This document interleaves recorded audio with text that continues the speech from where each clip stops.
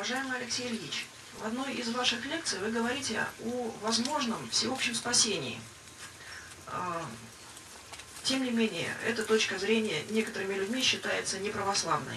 Поясните, пожалуйста, все-таки ваши мысли о возможности всеобщего спасения. Я вам скажу так, существует два ряда мыслей или учения святых отцов по этому вопросу. Два ряда, вы слышите? Один, всем нам хорошо известный ряд, что будут вечная жизнь и вечная погибель. Всем известный. Другой, целый ряд отцов говорит иное. Какой это ряд? Если хотите, я вам просто даже назову хотя бы имена. Максим Исповедник пишет: «Веруя во Спасителя, сошедшего в ад, спасти мертвых, не живых, не праведников».